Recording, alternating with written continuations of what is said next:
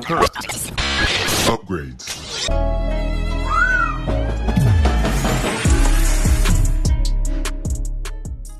Hey guys, this is Natasha with Team JVS, and I'm here with the last of the premiere episodes of The Wheel of Time Season 2. Here we go with episode 3, titled What Might Be. As with other reviews, I will go over what I liked, what I didn't like, what I'm conflicted about, and then I will go into major differences from the books. Y'all, I'm still trying to process because R.I.P. Yono. And the way they did it was, come on, man, he went out like a Jito.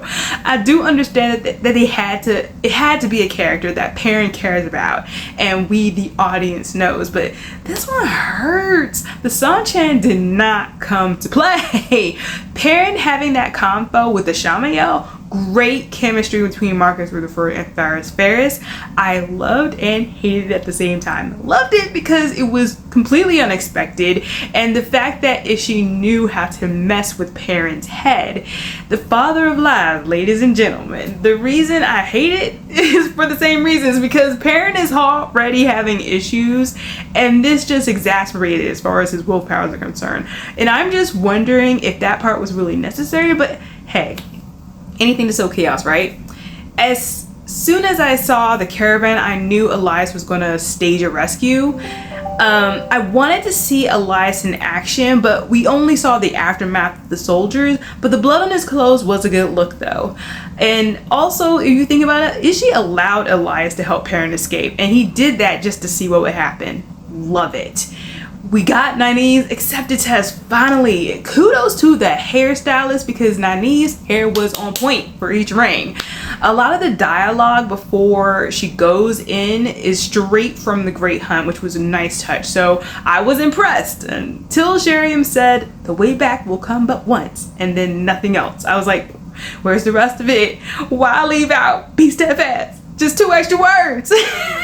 And while we were and the other 2 arches were broken and not full like the middle one. I mean, they looked great, but what was the purpose? Was this to emphasize the dangers of the arches? Dramatics on them using the 1 power? And part of the dialogue from the book in between the arches, I wish they kept to confirm what each of the arches represented. The past, present, and potential future versus only her greatest fears, but they did show us that. I did like the first part of the test because we got to see a flashback of Nynaeve's past with her parents, and I was hoping for a little bit more time with them before the attack. The downside to that scene was it did look like the same forest from season 1 episode 4 and 5, and the way the bandits were running, just the overall look of those shots were also similar to last season episode 4. The second arch back in the 2 rivers was fine too. I do think that Bone Fever was a little played out, although familiar. So I think keeping the scenario from the book would have been just as fine. It still would have built on the guilt that she already feels for not being there. I mean, we saw hints of that from episode 1 this season when she forgot about Beltane, and that last arch was interesting. I didn't know where they were going with this, so kudos for keeping me on my toes with that. The fact that we were getting weird imagery was a red flag. I did peep that she was wearing red, beautiful, like she was part of the Red Aja. Her refusal to take the serpent ring was red flag number 2. Her leaving was red flag number 3. Both flags 2 and 3 I think were the result of overhearing Egwene's feelings before taking the test. Lan showing up and talking about, hey, I want to go with you, red flag number 4. I was about to get mad, but then I saw the arch and I was like, okay, this is the test. I have more thoughts about her speech in that scenario, but kudos to Zoe for killing it. The very last part with the Charlie attack, it felt rushed. The little girl was so cute though. The Wheel of Time loved giving us sweet, cute little girls, and then something dramatic or creepy happens to them. I'm tired. I understand why they did the third scenario the way that they did. that whole test was traumatic. I low-key would have preferred the third scenario in the book. It still would have shown what Nynaeve was willing to sacrifice and still be devastating for her. However, I do realize that for a show watcher, the emotional impact was still there. So the writers did their job in that sense. Either way, I want to give Nynaeve a hug because, man, I can't. I loved that Egwene didn't give up on her when everyone else did. Her confrontation with Leandrin, though, that was like a teen girl trying to step to her mama with bass in her voice, and mama gives that warning before severely humbling her. We are definitely seeing cracks in the traditions that the Aes Sedai have. It was an excellent tense scene, and this bothered me even reading the books. They gave someone up to 3 tries to even take the accepted test, but you give them only once to go back through the portals. Why not give 3 chances to come back? I do realize Elaine said that others have tried multiple times, but during the test, the way back could have come within a 2-hour window 3 times. Just a thought. Okay, Matt and Min. I wanted so bad for Matt to talk to Egwene. He was right there. I get it though.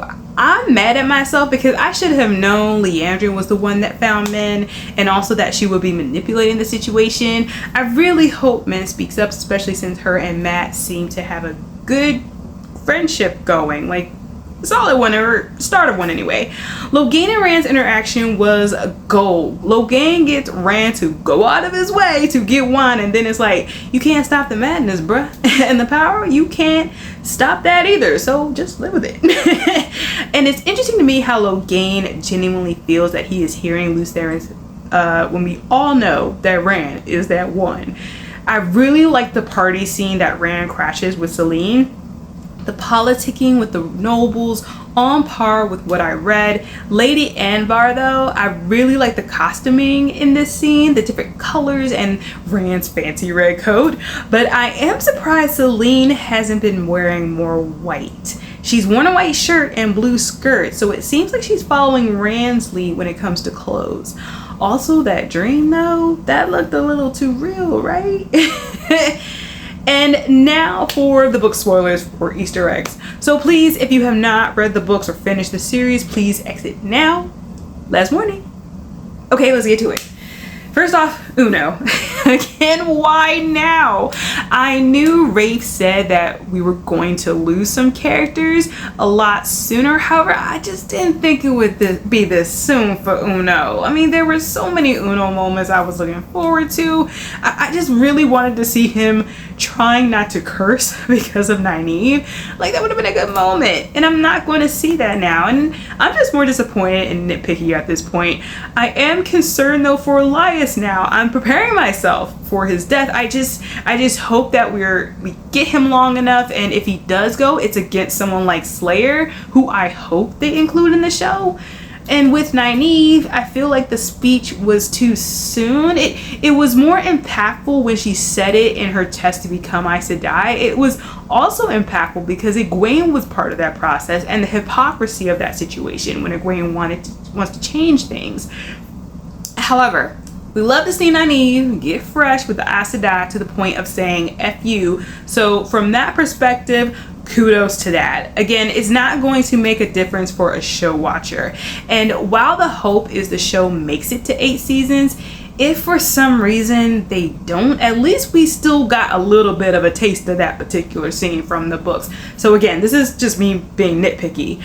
Egwene confronting Leandrin gave me a serious tease as to when she eventually calls Elida out on her BS, and I'm looking forward to that. I loved that Rand was wearing the red coat with the Andoran colors, and did you see that thread work on the herons? I gotta give kudos to the wardrobe department.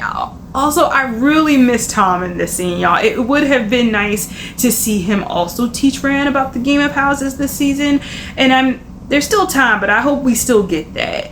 Same thing with Lan teaching him how to use the sword. I really hope we get that bond.